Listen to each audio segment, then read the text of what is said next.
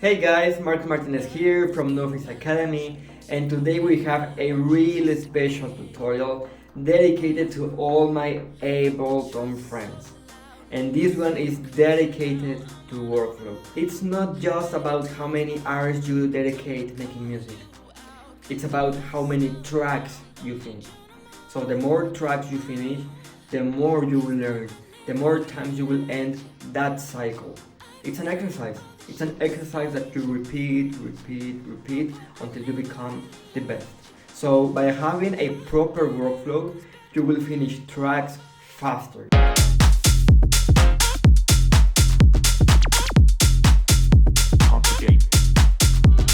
And now let's talk about my top commands.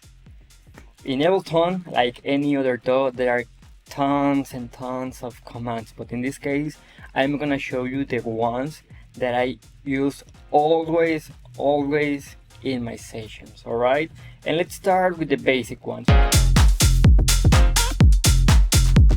Let's start with inserting new tracks, in this case audio track, MIDI track, and return track. Okay, so you start with Command or Control T, boom, new audio, new MIDI track, Command or Control Shift T, boom. You want to insert a return track, no problem, Command Option T, there you go. All right, and now let's say that we want to loop a certain section. Easy, you select the area and then you go Command or Control L, and boom, it's now looped. Okay, do you wanna unloop it? Easy, Command L again. Okay, and now let's say that you want to insert some certain time, some space between areas. Okay, let's say that I want to add a new space here between my first drop and my second breakdown. Okay, easy, I go Command or Control I, and in here I select the number of bars that I would like to add. In this case I want to add 8 extra bars. Boom, there you go. Okay, and let's say you want to undo the action. Easy, my friends, Command or Control C, boom, easy. Okay, and now let's imagine that I have a 8-bar drop. I have just worked on this area, but I am like, okay, I want to duplicate this area twice, so I have 3 times this drop. Why? Because it's gonna be easier for me to play with them. The people, the guys that knows my music, you all know that I like to be like really specific, and I like to bring new elements throughout my drops. So this is like really easy because now I only have to play with my elements and that's it. I don't have to recreate everything, only copy and paste my sections like this. Boom, boom, boom. Okay.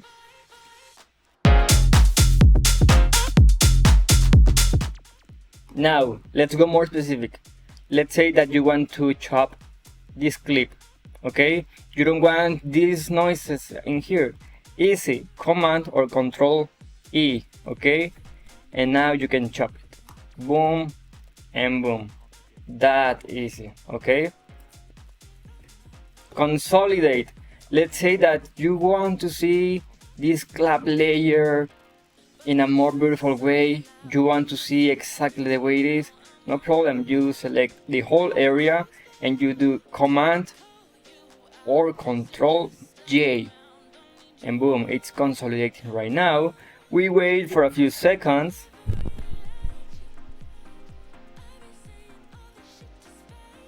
and now here you go, we have all this consolidated. Okay, perfectly consolidated and easy to export as well. Okay, and now let's say like, okay, I want to deactivate some clips.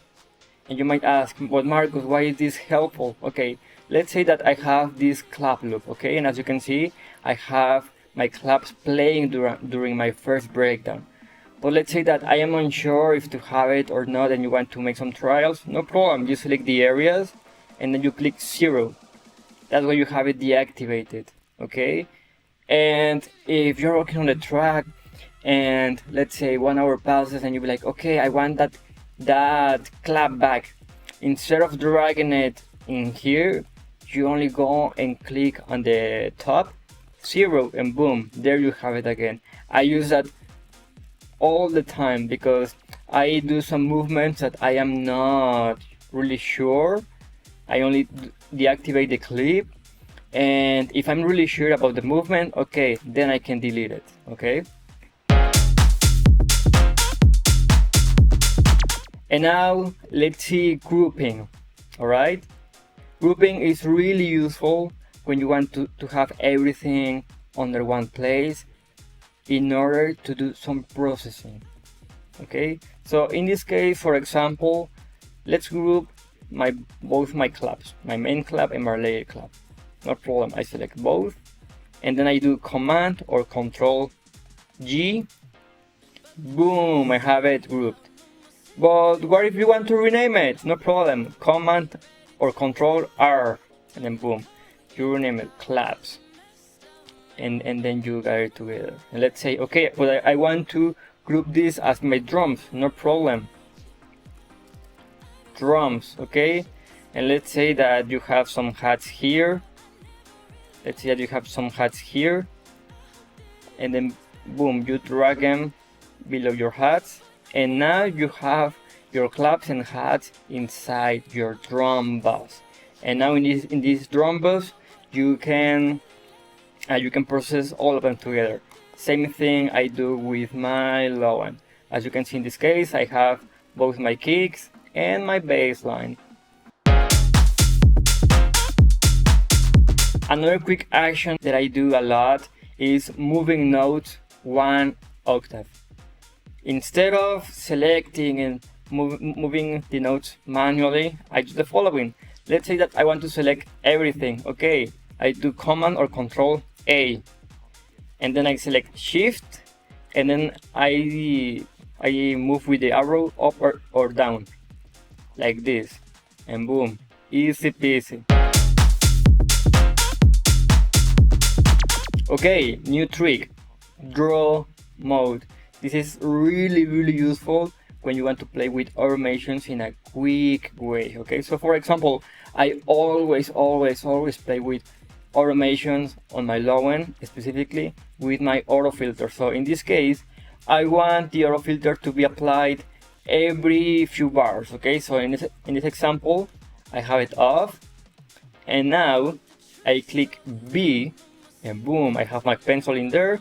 So let's say I want my auto filter to be applied every 4 bars in the last hit. Boom, that is it. And now, okay, every 8 bars, I want my filter to be applied every 8 bars on the last bar. Okay, and now let's say, okay, but I want to replicate all of that. Easy peasy. You click B again, you select the area, and then you go Command D, which is duplicate. Boom. You want to copy this into the next section, Command or Control C, next section, Command V, and then you duplicate. Bang, bang, bang. Easy peasy. Boom. Okay guys, and now my best workflow tip for all of you, my Ableton friends, is use your collections, okay? Use them. In this case, check how I have them displayed. I have my favorite samples, favorite vocals, synths, effects, instruments, drums, some plugins for mix and master, and some MIDI rack and chains that I use in the daily. Why is this useful? Because look, I am not a splice guy, okay? I have to be honest. I'd rather buy the packs and have them into my hard drive, okay? So in this case, I have here my hard drive, and whenever I listen to those samples, I'll be like, okay, this is a good kick. And then boom, I label them with the blue color. Let's see an example. Let's say that I want to label this shot You do double click and then you select the color. Okay, I want this to be on vocals. But why is this important? Because in here you can put your favorite samples, or if you find a sample while you're making a track, but you feel like that vocal or that sample can be useful for later, no problem, you label them, you have it in here. So for next track, you go in depth into your folder, into your vocals collection folder, and then boom, you're gonna have a pre-selected folder of your favorite sample packs. So for example, with drums, I only click kick and boom, I have the kicks that I always use. Claps, again, here I have my main claps, like my body claps and my layer claps. And it's really easy for me because I don't have to be looking for new claps. No, this is like more than 10 claps, and this is what I only need. Okay, something else really similar to collections is user library. And how do I use this? In the following way. Let's say that I'm working on a track and I created some certain rhythm, a sample selection that I loved, really loved, and I think that I can replicate that in future tracks. I do the following.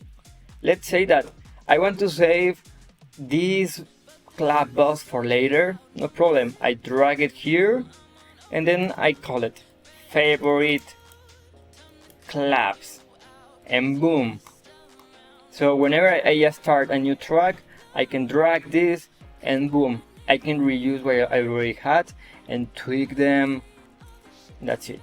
Okay, so for example, and this happens in every track that I made. Let's say that I created some certain melody, I like it so much, but then I realized that exactly melody doesn't fit the track, but it's a really good one. I'm not gonna delete it. What am I gonna do? I am only gonna drag it here and use it for later. And guys, last but not least, having a template will save you many minutes every time you start a track. Okay, so in this case, I have my template in the following way. I load 3 reference audio track channels, okay, and as you can see, they are in the X out option. This means that this track won't go into the master, they won't be affected to what I put into my master chain, so they're gonna be good to go. And then I key map the solo button so I can do A/B really quick. How do you key map? Really easy. You click right on the S, edit key map, and then boom, you select the key you want to apply to every channel. Okay, in this case, reference 1, key 1, 2, 2, 3, and 3. Okay, if you want to out from this menu, just go Command or Control K, and now you can see I click 1, I click 2, I click 3, and I can do A/B comparisons really quick. I don't have to use any referencing plugin because I only do 1 and 2 and 3 like really quick, and that's it. Okay, what else do I do? I pre-charge my low-end bus with my favorite low-end processing plugins. I already laid down my MIDI notes, so I only drag and drop my kicks. I have a secondary layer kick. My bass line is the same. Drums, I have it everything by claps, cymbals, top loops, snares, percussions.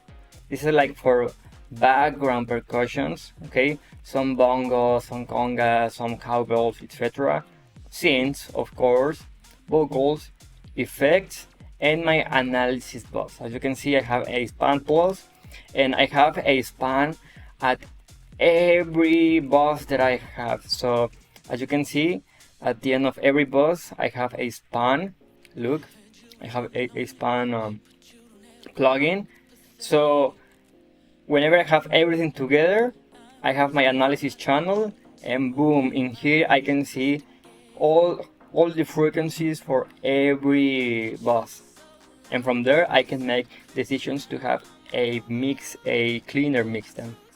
Okay guys, and now after you have your template the way you want it, the only thing you have to do in order to save it is save live set as template. Okay, that's one thing. And then you can save it as your default set. So every time you start a new live set, check this out, check this out, check this out. Boom, your template will be lowered every time. So I like it like this, you know? I like it like that. I like it like this, you know why? Because boom, I start my session, I start dragging my favorite kicks, my favorite drum samples, which will be allocated here, of course, some effects, and boom, I already have an idea of my groove. Okay, I want to add a sub bass. Okay, boom, I only write it. I already have in here my favorite sub bass preset from Move Yourself preset pack. Okay. And then in here I can write of course my main bass line, and in here I'm gonna drop my BST plugin. In this case I use Serum a lot. Okay, so this saves me a lot of time. So whenever I make a new track, in order to make my first drop idea, takes me around 30 minutes. Why? Because I already have a template, I already have where to look for my favorite samples, and also I use the commands that I told you a few minutes ago. Okay, so look guys, something that I tell my students at NoFace Academy is it's not about how many hours you spend making music, it's about how many tracks you finish. Because you can spend 20 hours a week making music, but if you don't finish a track at least, it's gonna be slow steps, you know. But if you use your time in a smart way and you finish tracks, you end that learning cycle. Okay, and it's a learning cycle that you have to repeat many times in order to polish all the production aspects that you need to learn. Well guys, this is it, and believe me, if you follow all my advices the way I said right now, guys, you will make tracks really fast. And like I said, the faster you finish your tracks, the more you will learn in shorter time. And if any of you would like me to make a tutorial on a certain topic, just put it in the comments, I will check it and we will make it happen. Okay, so if you want to keep learning from the best, join us at NoFace Academy. Link in bio.